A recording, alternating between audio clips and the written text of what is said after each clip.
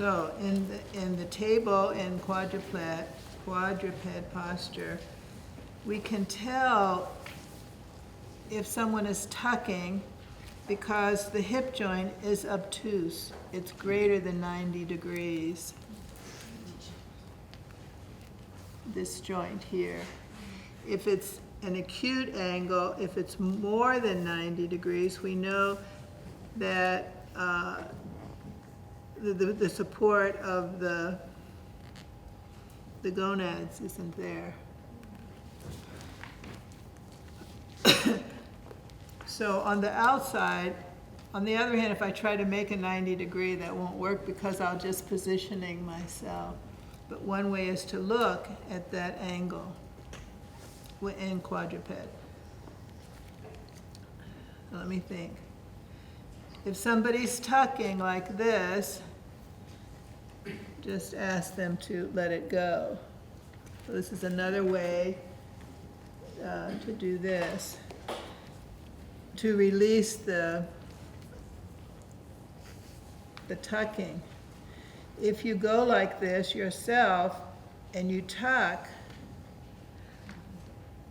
I feel that perhaps you will feel that you are actually tucking your gonadal energy.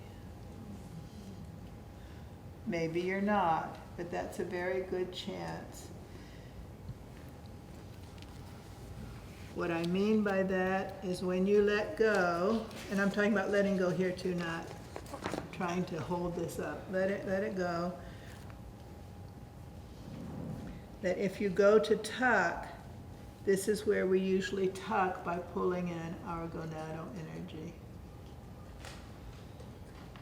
So, this is releasing the perineal body and the coccygeal body. And then, can you see I still have not brought in my gonadal energy. I'm still like this. But I fold in.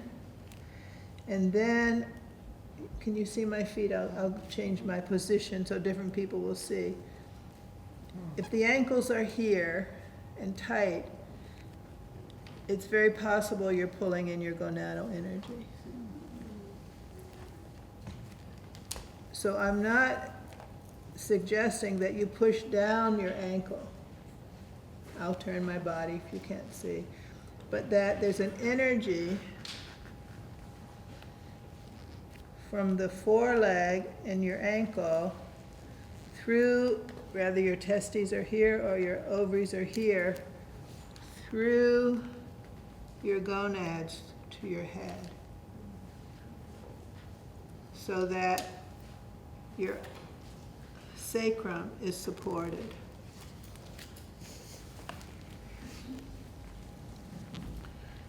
So if somebody's like this, and most people are, by training, or by development being sat and stood without allowing this kind of development, let go of holding the back. Open the pelvic perineum. Find the tip of the coccyx. And then it's this action that can help to bring in the gonads.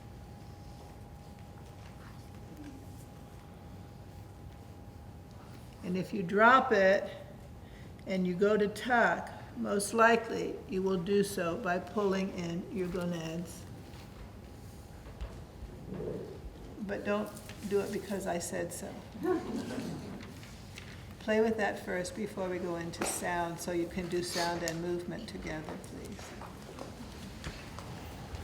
So, first of all, tuck your pelvis and then let it go. So your belly comes up and then your belly goes down. Are you pulling up? Where are you pulling up from? And where are you releasing down from?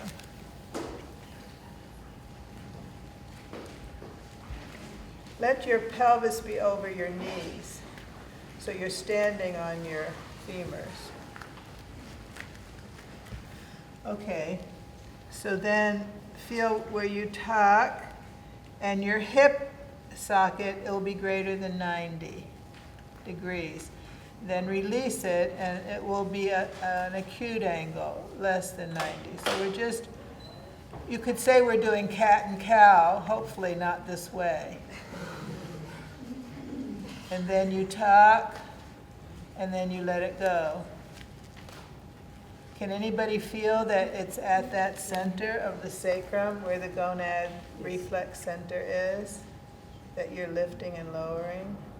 You may not be, but I would suspect many of you are.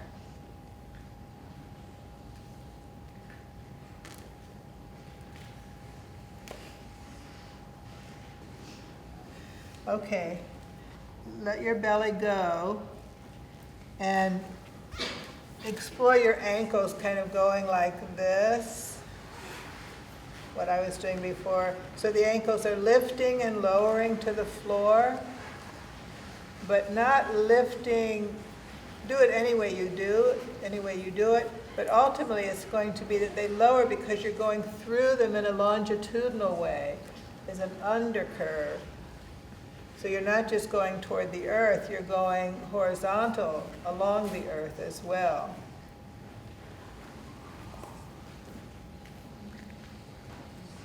And as you find that connection between your ankles and forelegs with your either the ovaries, testes, loop of the vas deferens, that the energy going down through your toes, through your ankles, comes up through your head at the other end. And then your body will go forward some, but then when you just shift back, your spine will be more parallel to the ground with your hip at 90 degrees. This is, I'm giving you kind of a lot of framework around which, but it's not to make any of those things. They're just places from which you can calibrate.